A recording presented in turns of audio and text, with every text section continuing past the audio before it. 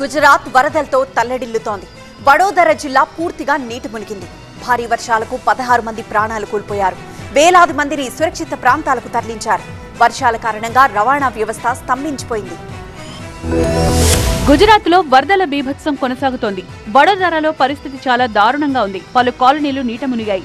ఇళ్ల నుంచి బయటకు రాలేక జనం అల్లాడిపోతున్నారు. నిత్యావసర వస్తువుల కోసం నానా అవస్థలు పడుతున్నారు. 3 రోజుల నుంచి ఇదే పరిస్థితి ఉందని, అధికారులు తమను ఆదుకోవలేదని స్థానికులు ఆవేదన వ్యక్తం చేస్తున్నారు.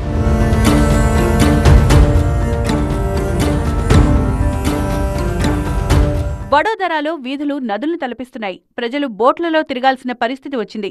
ఏది రోడ్డో ఏది కాలువో అర్థం కాక జనం టెన్షన్ పడుతున్నారు. చాలా ప్రాంతాల్లో అధికారులు రిలీఫ్ క్యాంపులు ఏర్పాటు చేశారు. సౌరాష్ట్ర, కచ్ ప్రాంతాలు వరదలతో అల్లాడిపోతున్నాయి.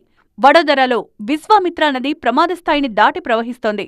జామ్నగర్తో పాటు వల్సాద్, గాంధీనగర్, అహ్మదాబాద్ కూడా వరద గుప్పెట్లో చిక్కుకున్నాయి. వేలాది మందిని సురక్షిత ప్రాంతాలకు తరలించారు. ఎన్డీఆర్ఎఫ్ బృందాలు సహాయక చర్యల్లో పాల్గొంటున్నాయి.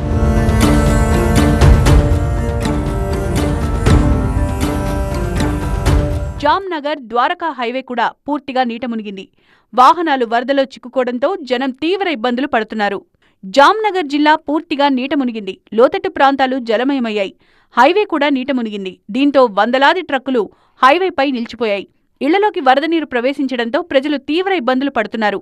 గత 2 రోజులుగా జామ్నగర్లో కుండపోత వర్షం కురుస్తోంది.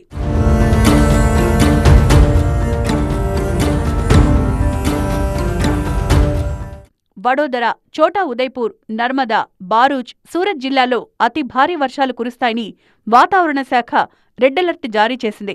భారీ వర్షాల కారణంగా గుజరాత్లో 16 మంది ప్రాణాలు కోల్పోయారు. వేలాది మంది నిరాశ్రయులయ్యారు.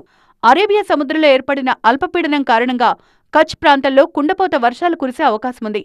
గుజరాత్లో వరద బాధితులకు అన్ని విధాలుగా అండగా ఉంటామని కేంద్రం హామీ ఇచ్చింది. గుజరాత్ సీఎం భూపేంద్ర పటేల్తో మాట్లాడారు కేంద్ర హోంశాఖ మంత్రి అమిత్ షా.